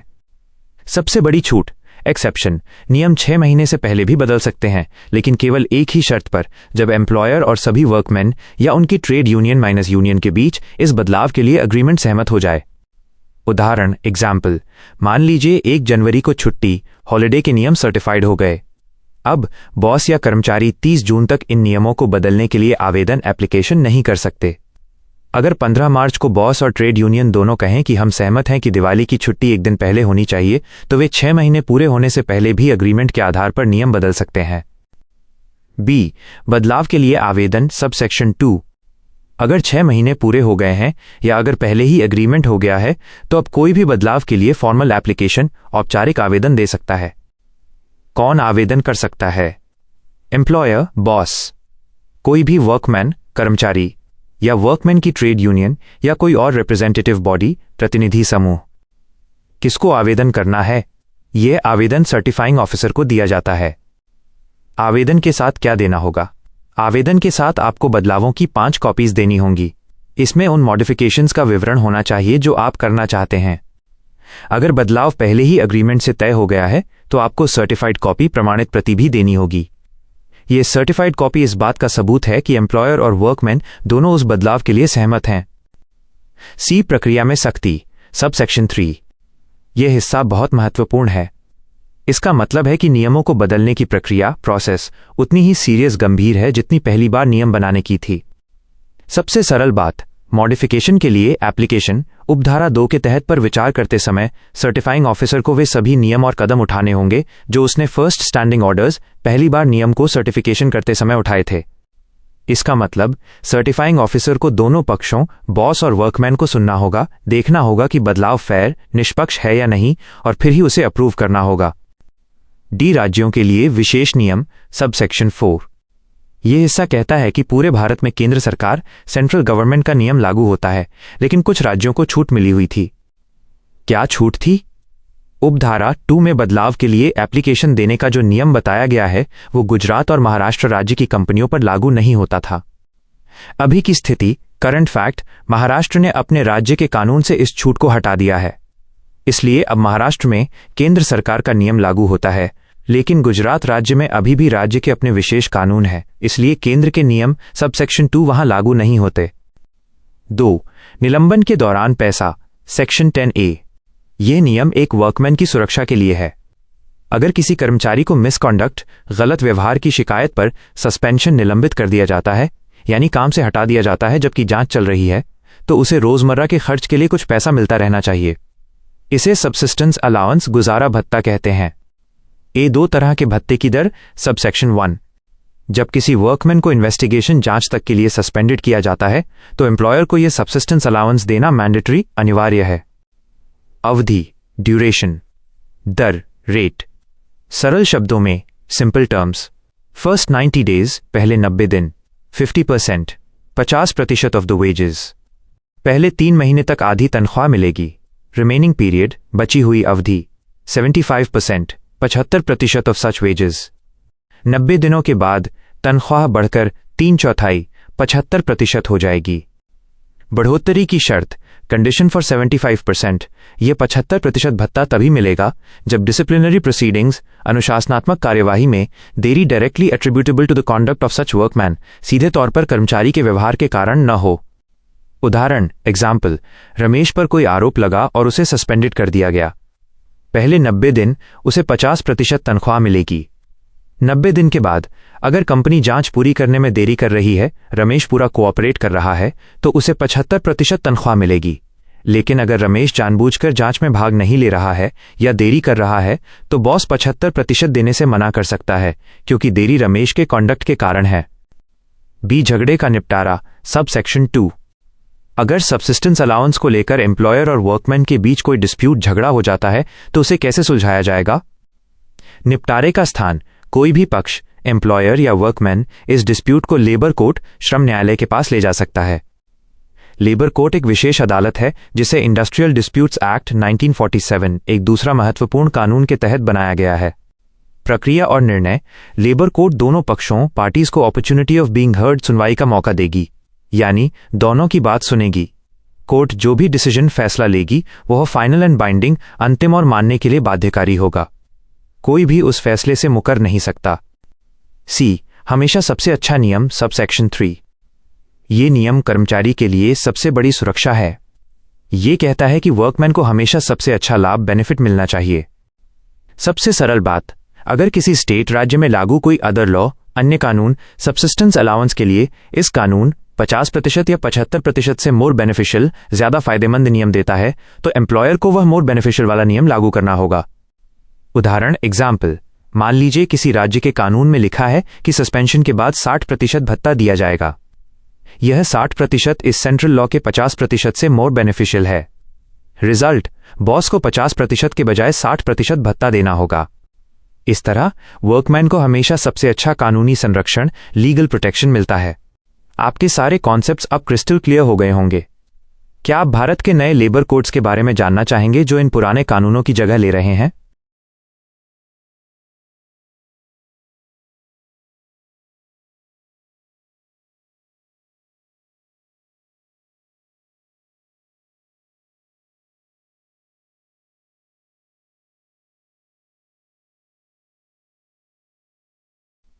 वाह, ये एक बहुत अच्छी मांग है। मैं आपकी पूरी व्याख्या को सबसे सरल हिंदी में अनुवाद करूंगा ताकि आपके सारे कॉन्सेप्ट्स, अवधारणाएं शीशे की तरह साफ हो जाएं। मैं हर एक बात को समझाऊंगा जैसे मैं एक छोटे बच्चे को सिखा रहा हूं, और कोई भी टेक्स्ट पार्ट छूटेगा नहीं। यह part industrial employment standing orders act 1946, औद्योगिक रोजगार स्थायी आदेश अधिनियम 1946 नामक एक कानून के बारे में है। यह कानून सुनिश्चित करता है कि फैक्ट्री, कारखाने और कंपनी में काम करने वालों के लिए नियम स्पष्ट और आधिकारिक हों। भाग 1, न्यायिक शक्तियां, सेक्शन 11- न्यायिक अधिकार। यह सेक्शन धारा उन सरकारी ऑफिसर्स, अधिकारियों को विशेष शक्तियां देती है जो आपके नियम पुस्तिका, जिसे स्टैंडिंग ऑर्डर्स कहा जाता है, को जांचते और पास करते हैं। 1, सिविल कोर्ट, दीवानी न्यायालय की शक्तियां, सेक्शन 11(1). देखिए, सर्टिफाइंग ऑफिसर, प्रमाणित करने वाला अधिकारी, और एपेलेट अथॉरिटी, अपील सुनने वाला प्राधिकरण, दो मुख्य लोग हैं जो स्टैंडिंग ऑर्डर्स को देखते हैं। प्रोनंसिएशन, उच्चारण, सर्टिफाइंग ऑफिसर और अपीलेट अथॉरिटी, इन दोनों के पास सिविल कोर्ट, आम अदालत के जैसी सारी शक्तियां होती हैं। क्यों? क्योंकि उन्हें नियम बनाते समय दोनों पक्षों, मालिक और मजदूर के बीच का झगड़ा सुलझाना होता है। रिसीविंग एविडेंस, साक्ष्य प्राप्त करना, इसका मतलब है कि वे दोनों पक्षों की बातें सुन सकते हैं और लिखित कागजात देख सकते हैं। उदाहरण, अगर मैनेजमेंट प्रबंधन कहता है कि उन्होंने मजदूरों से छुट्टी के नियमों पर बात की थी, तो ऑफिसर मजदूर यूनियन के लीडर को बुलाकर एविडेंस ले सकता है कि बात हुई थी या नहीं। एडमिनिस्ट्रिंग ओथ्स, शपथ दिलाना, वे गवाहों को कसम खिला सकते हैं कि वे सच बोलेंगे। उदाहरण, यह सुनिश्चित करता है कि कोई झूठ न बोले। अगर कोई कसम खाने के बाद झूठ बोलता है तो उसे सजा मिल सकती है। Enforcing the attendance of witnesses, गवाहों की उपस्थिति को लागू करना, वे किसी भी जरूरी व्यक्ति को लीगली, कानूनी तौर पर आदेश देकर बुला सकते हैं, भले ही वो व्यक्ति आना न चाहता हो। उदाहरण, अगर कंपनी का पुराना एचआर मैनेजर, मानव संसाधन प्रबंधक कोई जरूरी कागज छुपा रहा है, तो ऑफिसर उसे हाजिर होने के लिए मजबूर कर सकता है। Compelling discovery and production of documents, दस्तावेजों की खोज और प्रस्तुति के लिए मजबूर करना, वे कंपनी को आदेश दे सकते हैं कि सारे डॉक्यूमेंट्स, दस्तावेज और रिकॉर्ड दिखाए जाएं। उदाहरण, अगर मजदूरों को शक है कि उनकी तनख्वाह सही नहीं है, तो ऑफिसर कंपनी को पिछले 5 साल के सैलरी रिकॉर्ड दिखाने के लिए कह सकता है। इतना ही नहीं, उन्हें code of criminal procedure 1973 CRPC, दंड प्रक्रिया संहिता के सेक्शंस 345 एंड 346 के तहत भी सिविल कोर्ट ही माना जाता है। इसका मतलब है कि अगर कोई ऑफिसर या अथॉरिटी के सामने बदतमीजी करता है या उनके आदेश को नहीं मानता है तो उस पर एक जज की तरह सख्त एक्शन कार्रवाई ली जा सकती है। 2. छोटी गलतियों को सुधारना। सेक्शन 11(2). यह नियम बहुत आसान है। यह कहता है कि अगर ऑफिसर या अथॉरिटी द्वारा दिए गए अंतिम आदेश में कोई छोटी मोटी गलती हो गई है तो उसे कभी भी सुधारा जा सकता है। क्लेरिकल और एरिथमेटिकल मिस्टेक्स, लेखन या अंकगणितीय गलतियां, मतलब टाइपिंग की गलती या किसी जोड़ घटाव में छोटी सी गलती। एक्सीडेंटल स्लिप और ओमिशन, आकस्मिक चूक या भूल, मतलब गलती से कोई शब्द या संख्या लिखना भूल गए। उदाहरण, नियम में छुट्टी 15 दिन लिखी जानी थी पर टाइपिंग करते समय 5 दिन लिख गया, क्लैरिकल मिस्टेक। करेक्शन, सुधार। इस गलती को या तो वही ऑफिसर या फिर उस ऑफिसर के बाद उस कुर्सी पर आने वाला सक्सेसर इन ऑफिस, उत्तराधिकारी अधिकारी कभी भी ठीक कर सकता है। इसके लिए उन्हें कोई बड़ा लीगल प्रोसेस, कानूनी प्रक्रिया दोबारा शुरू करने की जरूरत नहीं है। भाग 2, मौखिक गवाही नहीं चलेगी। Section 12, written rules are final. यह सेक्शन सबसे महत्वपूर्ण है। यह सुनिश्चित करता है कि जो स्टैंडिंग ऑर्डर्स एक बार आधिकारिक रूप से पास हो गए वे ही अंतिम और परम सत्य हैं। नो ऑरल एविडेंस, कोई मौखिक साक्ष्य नहीं। इसका मतलब है मुंह से बोली गई कोई भी बात, कोई जुबानी वादा या कोई अनलिखा समझौता एडमिटेड स्वीकार नहीं किया जाएगा। वेरिंग और कॉन्ट्रडिक्टिंग, बदलने या खंडन करने वाला, अगर कोई मुंह से कही गई बात आपके सर्टिफाइड प्रमाणित और लिखित नियम पुस्तिका को बदलती है या उसके खिलाफ जाती है तो उसे shall not be admitted in any court, किसी भी न्यायालय में स्वीकार नहीं किया जाएगा। गहराई से उदाहरण, सर्टिफाइड स्टैंडिंग ऑर्डर्स में साफ साफ लिखा है हर कर्मचारी को साल में 30 दिनों की बीमारी की छुट्टी, सिक लीव मिलेगी। लेकिन कंपनी का मालिक कोर्ट में जाकर कहता है हम दोनों के बीच वर्बली, मौखिक रूप से तय हुआ था कि बीमारी की छुट्टी सिर्फ 10 दिन ही मिलेगी। नतीजा, कोर्ट मालिक की इस ओरल एविडेंस, मुंह से कही बात को रिजेक्ट, अस्वीकार कर देगा। अदालत सिर्फ सर्टिफाइड रिटन, प्रमाणित लिखित नियम पुस्तिका को देखेगी। लिखित नियम ही कानून है। भाग 3, नियम पुस्तिका की कमी को भरना। Section 12A- model standing orders. यह सेक्शन उस समय के लिए नियम बताता है जब किसी कंपनी को स्टैंडिंग ऑर्डर्स बनाना जरूरी हो गया है लेकिन उनके खुद के रूल्स अभी तक ऑफिशियली, आधिकारिक तौर पर पास नहीं हुए हैं। अस्थायी समाधान। Section 12A1। The gap period, अंतरकाल। यह वो पीरियड अवधि है जो तब शुरू होता है जब एक्ट अधिनियम कंपनी पर लागू होता है और तब खत्म होता है जब कंपनी के अपने नियम अंततः सेक्शन 7 के तहत लागू हो जाते हैं। टेम्पररी रूल्स, अस्थायी नियम, इस बीच में सरकार द्वारा बनाए गए एक बुनियादी नियम पुस्तिका को ही डीम्ड टू बी अडॉप्टेड मान लिया जाता है कि अपना लिया गया है। इन बुनियादी नियमों को प्रिस्क्राइब्ड मॉडल स्टैंडिंग ऑर्डर्स, निर्धारित मॉडल स्थायी आदेश कहते हैं। ये मॉडल ऑर्डर्स सरकार के बनाए हुए सभी के लिए फेयर, निष्पक्ष और सामान्य नियम होते हैं। उदाहरण, एक नई फैक्ट्री खुली, उसे अपने नियम बनाने में 6 महीने लग गए। उन 6 महीनों तक फैक्ट्री को मॉडल स्टैंडिंग ऑर्डर्स का पालन करना होगा। यह मैंडेटरी, अनिवार्य है। इससे मजदूरों को पहले दिन से ही सुरक्षा मिलती है। बी, कुछ राज्यों के लिए छूट। Section 12A(2). यह नियम सेक्शन 12A(1). गुजरात और महाराष्ट्र की स्टेट गवर्नमेंट्स, राज्य सरकारों द्वारा अप्रोप्रिएट गवर्नमेंट, उपयुक्त सरकार वाली एस्टैब्लिशमेंट्स, प्रतिष्ठानों पर लागू नहीं होता है। क्यों? क्योंकि इन दोनों राज्यों ने पहले से ही मजदूरों के लिए अपने खुद के ज्यादा डिटेल, विस्तृत कानून बना रखे हैं, जैसे महाराष्ट्र का Bombay industrial relations act, BIR act.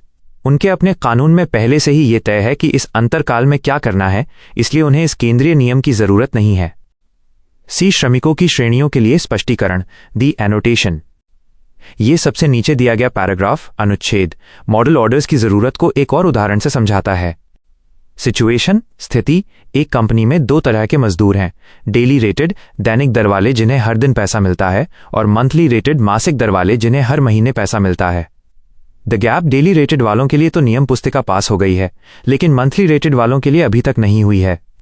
Solution, समाधान, जिन मंथली रेटेड मजदूरों के पास अभी तक सर्टिफाइड नियम नहीं है उन पर मॉडल स्टैंडिंग ऑर्डर्स तब तक लागू रहेंगे जब तक उनके खुद के नियम पास नहीं हो जाते। इसका सार, the take away, model rules उस हर कैटेगरी श्रेणी के मजदूरों की सुरक्षा के लिए स्टैंड बाय तैयार रहते हैं जिनके पास अभी तक अपना अंतिम आधिकारिक नियम पुस्तिका नहीं है। अब आपके सारे कॉन्सेप्ट्स एकदम क्रिस्टल क्लियर हो गए होंगे। क्या आप मुझसे मॉडल स्टैंडिंग ऑर्डर्स में दिए गए बुनियादी नियमों के बारे में और जानना चाहेंगे?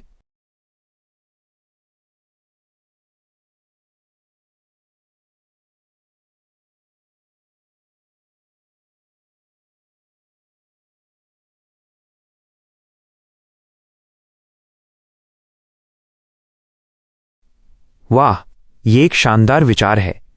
मैं आपके लिए ये पूरी एक्सप्लेनेशन व्याख्या हिंदी में सबसे आसान तरीके से करूंगा ताकि आपके कॉन्सेप्ट्स सिद्धांत एकदम साफ क्रिस्टल क्लियर हो जाएं। हम हर बात को समझेंगे जैसे कोई बड़ा बच्चा किसी छोटे बच्चे को समझाता है। औद्योगिक रोजगार स्थायी आदेश अधिनियम 1946, industrial employment standing orders act 1946। सबसे पहले जिस कानून की हम बात कर रहे हैं वो है industrial employment standing orders act 1946। इसे आप कारखानों या बड़ी कंपनियों के लिए नियमों की किताब रूल बुक बनाने वाला कानून समझ सकते हैं। इस कानून का मुख्य काम यह पक्का करना है कि एम्प्लॉयर, मालिक, नियोक्ता और वर्कमैन, कर्मचारी, श्रमिक दोनों को पता हो कि काम के नियम क्या हैं, जैसे छुट्टी कैसे मिलेगी, काम का समय क्या है आदि। 1. धारा 13 दंड और प्रक्रिया, पेनल्टीज एंड प्रोसीजर। ये धारा बताती है कि अगर कोई एम्प्लॉयर इस कानून के नियमों को तोड़ता है तो उसे क्या पनिशमेंट, सजा या फाइन, जुर्माना मिलेगा और ये सजा देने की कानूनी प्रोसीजर प्रक्रिया क्या होगी। एक कानून की मुख्य बात न मानने पर सजा, मेजर ऑफेंस। अगर कोई एम्प्लॉयर 2 बड़ी गलतियां करता है तो उसे बड़ा फाइन देना पड़ता है। 1. ड्राफ्ट स्टैंडिंग ऑर्डर्स जमा न करना, failure to submit draft standing orders. कानून की सेक्शन 3 धारा 3 कहती है कि मालिक को एक निश्चित समय के अंदर अपनी कंपनी के नियमों का पहला रूप ड्राफ्ट बनाकर सरकार को अप्रूवल मंजूरी के लिए भेजना होगा। अगर मालिक ऐसा नहीं करता है, फेल्स टू सबमिट, तो उसे फाइन देना पड़ता है। 2. नियमों को गलत तरीके से बदलना, मॉडिफाई स्टैंडिंग ऑर्डर्स इम्प्रॉपरली। एक बार नियम सर्टिफाई प्रमाणित हो जाने के बाद मालिक उन्हें अपनी मर्जी से सेक्शन 10 का पालन किए बिना मॉडिफाई बदल नहीं सकता। अगर वो ऐसा करता है तो उसे पनिशमेंट मिलती है, फाइन, जुर्माना। ये सजा फाइन के रूप में होगी जो 5,000 रुपीज 5,000 रुपये तक हो सकता है। कंटिन्यूइंग ऑफेंस, लगातार जारी रहने वाला अपराध। अगर मालिक को फाइन होने के बाद भी वो गलती करना जारी रखता है, कंटिन्यूज, तो उसे हर दिन के लिए 200 रुपीज 200 रुपये का और फाइन लग सकता है। उदाहरण, एग्जाम्पल, मान लीजिए एक फैक्ट्री मालिक ने जानबूझकर नियम जमा नहीं किए। कोर्ट ने उसे 5,000 रुपये का फाइन किया। इसके बाद भी वो 5 दिन तक नियम जमा नहीं करता है तो उसे 5 × 200 रुपीज = 1,000 रुपये का अतिरिक्त फाइन लग सकता है। बी. प्रमाणित नियमों को तोड़ने पर सजा, माइनर ऑफेंस। अगर कोई एम्प्लॉयर अंतिम रूप से सर्टिफाइड प्रमाणित नियमों को तोड़ता है, यानी जो नियम पहले से तय हैं उन्हें कॉन्ट्रावीन करता है। ओरिजिनल टेक्स्ट, मूल पाठ। 2. An employer who does any act in contravention of the standing orders finally certified under this act. सरल व्याख्या, मालिक अपनी कंपनी, इंडस्ट्रियल एस्टैब्लिशमेंट के लिए जो नियम अंत में सर्टिफाई हो चुके हैं उनके विरुद्ध इन कॉन्ट्रवेंशन ऑफ कोई काम एनी एक्ट करता है। फाइन, जुर्माना। इस गलती के लिए फाइन 100 रुपीज 100 रुपये तक हो सकता है। कंटिन्यूइंग ऑफेंस, लगातार जारी रहने वाला अपराध। अगर मालिक ये गलती जारी रखता है तो उसे हर दिन के लिए 25 रुपीज 25 रुपये का और फाइन लग सकता है। उदाहरण, एग्जाम्पल, कंपनी का नियम है कि कर्मचारियों को हर महीने ओवरटाइम अतिरिक्त काम का पैसा मिलेगा। मालिक जानबूझकर 3 महीने तक ओवरटाइम का पैसा नहीं देता है। इस ऑफेंस, अपराध के लिए उसे 100 रुपये का फाइन लग सकता है। अगर वो कोर्ट के आदेश के बाद भी 4 दिन तक पैसा नहीं देता तो उसे 4 × 25 रुपीज = 100 रुपये का अतिरिक्त फाइन लग सकता है। सी. कानूनी प्रक्रिया, लीगल प्रोसीजर। 1. सरकारी मंजूरी जरूरी, गवर्नमेंट सैंक्शन। ओरिजिनल टेक्स्ट, मूल पाठ। 3. No prosecution for an offence punishable under this section shall be instituted except with the previous sanction of the appropriate government. सरल व्याख्या, मालिक को सजा दिलवाने के लिए कोई भी कोर्ट केस, प्रोसिक्यूशन शुरू नहीं किया जा सकता, shall be instituted, जब तक कि पहले अप्रोप्रिएट गवर्नमेंट, उचित सरकार यानी राज्य या केंद्र सरकार की प्रीवियस सैंक्शन, पिछली मंजूरी न ले ली जाए। मतलब, सरकार एक तरह से गेटकीपर दरबान का काम करती है ताकि मालिक को छोटी छोटी बातों पर बार बार कोर्ट में न घसीटा जाए। 2. कोर्ट का स्तर, कोर्ट लेवल। ओरिजिनल टेक्स्ट, मूल पाठ। 4. No court inferior to that of a metropolitan or judicial magistrate of the second class shall try any offence under this section. सरल व्याख्या, इन मामलों को सुनने और ट्राई, निर्णय देने का अधिकार एक मेट्रोपॉलिटन मैजिस्ट्रेट, महानगरों का मैजिस्ट्रेट या judicial magistrate of the second class, न्यायिक मैजिस्ट्रेट से इंफीरियर, निचले स्तर के किसी भी कोर्ट, न्यायालय को नहीं होगा। मतलब, इन महत्वपूर्ण मामलों के लिए कानून चाहता है कि एक अनुभवी और सही पद वाला जज, न्यायाधीश ही निर्णय दे। 2. धारा 13A, स्थायी आदेशों की व्याख्या, इंटरप्रिटेशन ऑफ स्टैंडिंग ऑर्डर्स। ये धारा भी कानून में लेटर एडेड, बाद में जोड़ी गई थी। ये बताती है कि अगर एम्प्लॉयर और वर्कमैन में नियमों के मतलब पर झगड़ा हो जाए तो क्या करना है। सवाल उठने पर, when question arises. Original text, मूल पाठ. If any question arises as to the application or interpretation of a standing order certified under this Act. सरल व्याख्या.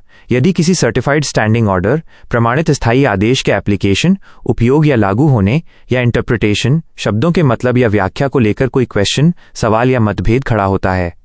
बी. कहाँ जाएं? Where to go. Original text, मूल पाठ. Any का link employer or workman or a trade union or other representative body of the workman may refer the question to any one of the labor courts. कौन जा सकता है? कोई भी employer, workman या मजदूरों का संगठन, ट्रेड यूनियन या रिप्रेजेंटेटिव बॉडी इस सवाल को रेफर भेज सकता है. किसके पास? उन्हें यह सवाल लेबर कोर्ट, श्रम न्यायालय के पास भेजना होगा, जो इंडस्ट्रियल डिस्प्यूट्स एक्ट 1947 के तहत बनाए गए हैं. अंतिम निर्णय, फाइनल डिसीजन. लेबर कोर्ट दोनों पक्षों, पार्टीज को अपॉर्चुनिटी ऑफ बीइंग हर्ड, सुनवाई का मौका देने के बाद डिसाइड निर्णय करेगा. यह डिसीजन, निर्णय फाइनल एंड बाइंडिंग, अंतिम और मानने के लिए बाध्यकारी होगा. उदाहरण, एग्जाम्पल. कंपनी के नियम में लिखा है कि छुट्टी के लिए 48 घंटे पहले अर्जी देनी होगी. एक वर्कमैन को अचानक बुखार आया और उसने 12 घंटे पहले अर्जी दी. मालिक ने छुट्टी रिजेक्ट, खारिज कर दी और तनख्वाह काट ली. अब सवाल यह है कि क्या अचानक बीमारी पर भी 48 घंटे का नियम लागू एप्लीकेशन होता है? ये लेबर कोर्ट में जाएगा और उसका फैसला फाइनल होगा. 3. धारा 13B. कुछ प्रतिष्ठानों पर कानून लागू नहीं. Act not to apply to certain industrial establishments. ये धारा उन सरकारी या बड़े संस्थानों की लिस्ट सूची देती है जिन पर यह स्टैंडिंग ऑर्डर्स एक्ट लागू नहीं होता. ओरिजिनल टेक्स्ट, मूल पाठ.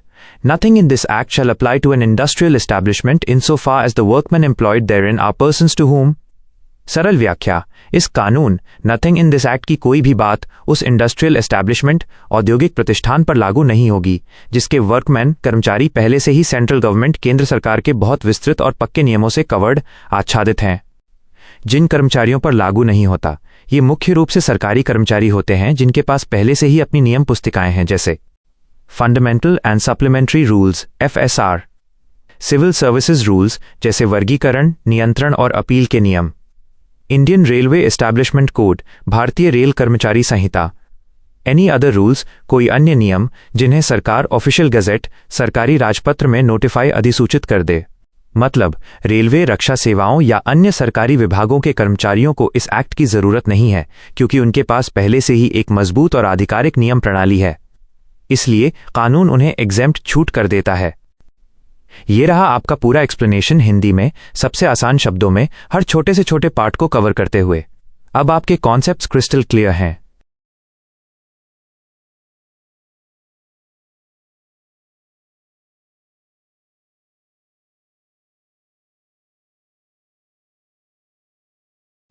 निश्चित रूप से मैं आपको ये कानूनी जानकारी सबसे सरल हिंदी में समझाऊंगा, जैसे मैं किसी छोटे बच्चे को समझा रहा हूं, ताकि आपके सारे कॉन्सेप्ट्स, अवधारणाएं एकदम स्पष्ट हो जाएं.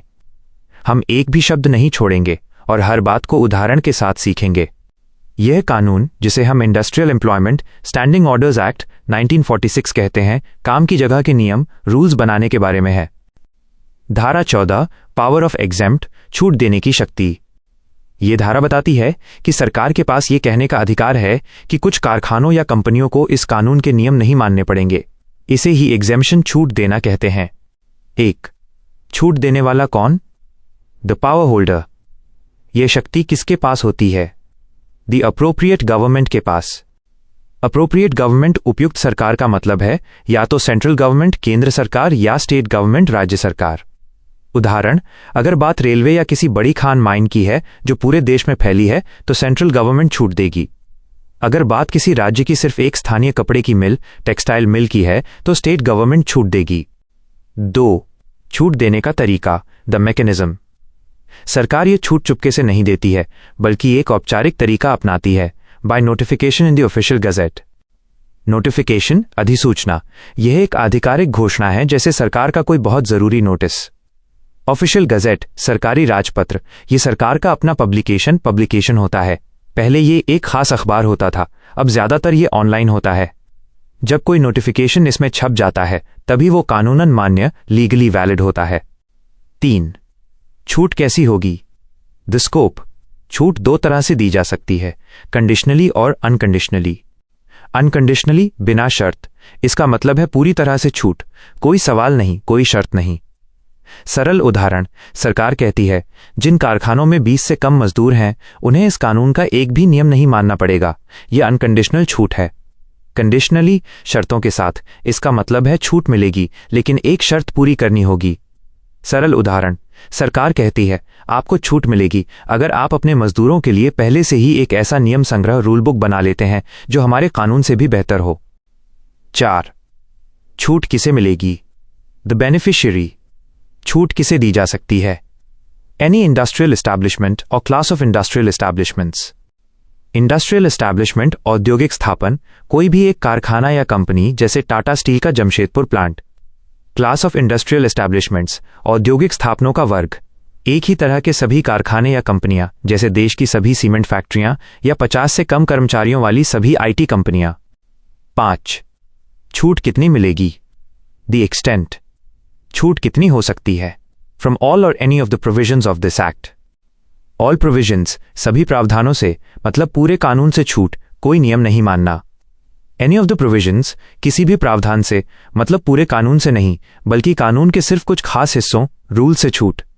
सरल उदाहरण, उन्हें यह नियम तो मानना है कि नियम पुस्तिका बनानी पड़ेगी लेकिन उन्हें इस नियम से छूट है कि नियम पुस्तिका में 25 नहीं, सिर्फ 10 बातें लिखनी जरूरी हैं। धारा 14 ए, डेलीगेशन ऑफ पावर्स, शक्तियों का प्रत्यायोजन। यह धारा गवर्नमेंट सरकार को यह अधिकार देती है कि वो अपने कुछ कानूनी काम किसी दूसरे नीचे के ऑफिसर अधिकारी को सौंप दे। इसे ही डेलीगेशन ऑफ पावर्स, शक्तियों का प्रत्यायोजन कहते हैं। 1.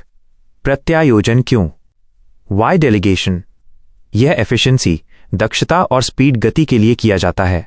कल्पना कीजिए अगर सेंट्रल गवर्नमेंट को देश के हर छोटे बंदरगाह, माइनर पोर्ट के मजदूरों के नियम खुद ही मंजूर करने पड़े तो बहुत देर लगेगी। इसलिए सरकार ये काम अपने स्थानीय ऑफिसर को सौंप देती है जिससे काम जल्दी और स्थानीय स्तर पर हो जाता है। 2. कौन किसे सौंप सकता है? The transfer scenarios. कानून में 2 स्थितियां बताई गई हैं। ए, जब बॉस सेंट्रल गवर्नमेंट हो, धारा 14 ए ऑफ ए, सेंट्रल गवर्नमेंट अपनी पावर शक्ति को 3 में से किसी को भी सौंप सकती है। 1. अपने ही नीचे के अधिकारी को, किसी ऑफिसर और authority subordinate to the central government को, जैसे भारत के किसी डेप्यूटी लेबर कमिश्नर को। 2. राज्य सरकार को, किसी भी स्टेट गवर्नमेंट को सीधा सौंप सकती है। 3. राज्य सरकार के नीचे के अधिकारी को, स्टेट गवर्नमेंट के किसी ऑफिसर को, जैसे उत्तर प्रदेश के लेबर कमिश्नर को। बी, जब बॉस स्टेट गवर्नमेंट हो, धारा 14 ए ऑफ बी, स्टेट गवर्नमेंट अपनी पावर सिर्फ एक को सौंप सकती है। 1. अपने ही नीचे के अधिकारी को, किसी ऑफिसर और authority subordinate to the state government को, जैसे जिले के डिस्ट्रिक्ट लेबर ऑफिसर को। 3. शर्तें क्या होती हैं? Subject to conditions. जब पावर सौंपी जाती है तो वो हमेशा सब्जेक्ट टू सच कंडीशंस, ऐसी शर्तों के अधीन होती है जो नोटिफिकेशन में बताई जाती हैं। सरल उदाहरण, स्टेट गवर्नमेंट एक ऑफिसर को शक्ति सौंपती है लेकिन शर्त लगाती है आप 500 से ज्यादा मजदूरों वाली फैक्ट्रियों के मामलों में पावर का इस्तेमाल नहीं कर सकते। यह कंडीशन है। सच मैटर्स, ऐसे मामले, इसका मतलब है कि सिर्फ उन खास विषयों के लिए ही पावर दी जाती है जो नोटिफिकेशन में लिखे गए हैं, जैसे सिर्फ अप्रूवल देने का काम सौंपा गया है, इन्वेस्टिगेशन का नहीं।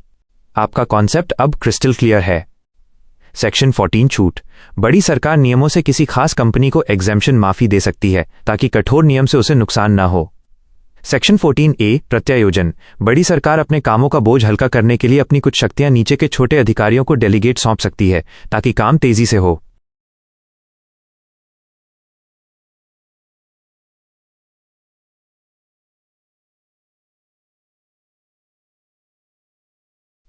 हाँ, जरूर।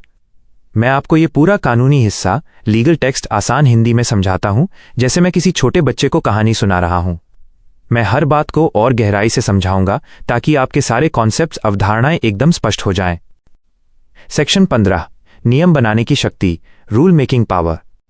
यह कानून का वो हिस्सा है जो गवर्नमेंट सरकार को यह शक्ति देता है कि वो मुख्य कानून, एक्ट को जमीन पर सही से लागू करने के लिए और ज्यादा बारीक, डिटेल्ड, विस्तृत नियम, रूल्स बना सके। 1. मुख्य नियम बनाने की शक्ति, the core rule making authority, section 15(1). Power to make rules का मतलब है नियम बनाने की ताकत। इस सेक्शन की पहली बात यह है कि नियम कौन बनाएगा। यह काम द अप्रोप्रिएट गवर्नमेंट, उपयुक्त सरकार करेगी। ये या तो सेंट्रल गवर्नमेंट केंद्र सरकार माइनस पूरे देश की सरकार हो सकती है, जैसे रेलवे के लिए, या फिर स्टेट गवर्नमेंट राज्य सरकार माइनस किसी एक राज्य की सरकार हो सकती है, जैसे किसी राज्य की ज्यादातर फैक्ट्रियों के लिए। नियम कैसे बनते हैं? सरकार को ये नियम बनाने के लिए 3 जरूरी काम करने होते हैं। 1. आफ्टर प्रीवियस पब्लिकेशन, पहले प्रकाशन के बाद सरकार को सबसे पहले उन नियमों का ड्राफ्ट, कच्चा मसौदा सबके सामने छापना होता है, यह बताने के लिए कि हम ये नियम बनाने जा रहे हैं। अगर किसी को कोई सुझाव या आपत्ति है तो बताओ। यह बिल्कुल ऐसा है जैसे क्लास में कोई नया नियम लागू करने से पहले टीचर बच्चों से पूछती है। 2. Bye notification in the official gazette, आधिकारिक राजपत्र में अधिसूचना द्वारा।